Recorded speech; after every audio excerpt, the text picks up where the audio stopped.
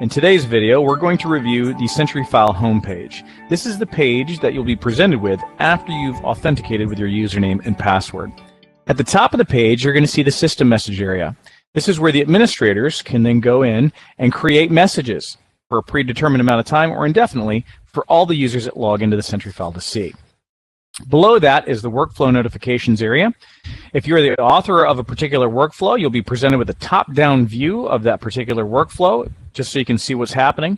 If you're not an author, but you are part of a workflow and you have documents that need your attention, you will see this alert section right here, letting you know that there are documents in a workflow that are waiting for you to either approve or reject. Below that, we have the quick stats area. You have your bookshelf here. Each one of these items are unique to an individual's login.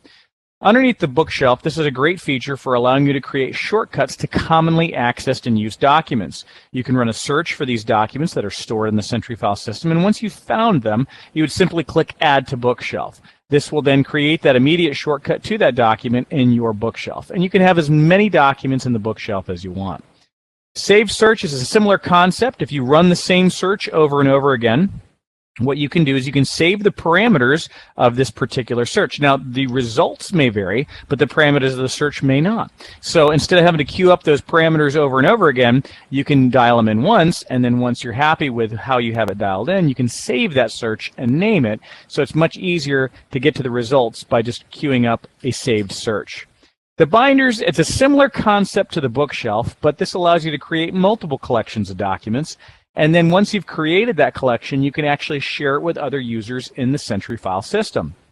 You would go through your Sentry File, you'd find the documents that are related to a particular project, and you would start to either add them to a new binder or an existing binder. This would allow you to add notes to each one of the individual documents. Then once you're done creating your collection, you can then click the Share button and then select another individual to share out this binder with them.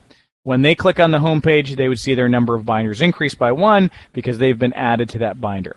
Once you're done with that particular binder, you can simply delete it or export it, whatever you'd like to do with it. The documents are fine. They're still in the repository and they're still safe. So this is really just a collection of or shortcuts to these specific documents in the repository. So a great way of collaborating with teammates. Final is checked out documents. Sentry File is a true document management system that supports revision control. So documents can be checked out, can be updated, and then checked back in. And this particular area right here is just notifying you that you have a document that you have checked out and you need to go ahead and complete it and check it back in. If a document is being checked out and worked on by an individual, that prevents anyone else from being able to check the document out. They can still access it, but they can't check the document out. So only one user can check out a document at any given time. We have some links that will take you back to our web page to open up support cases and request support underneath the help resources. A little bit of redundancy up here with the tools section, taking you back to our web page. Most of the navigation will be found on the left-hand side of the screen here, where the menus can be expanded by just clicking on them.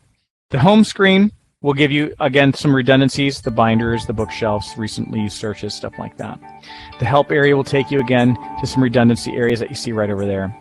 Where you're going to find the navigation options will really be based upon the Management tab, the adding documents, or running searches for documents. And we're going to cover each one of these in subsequent videos.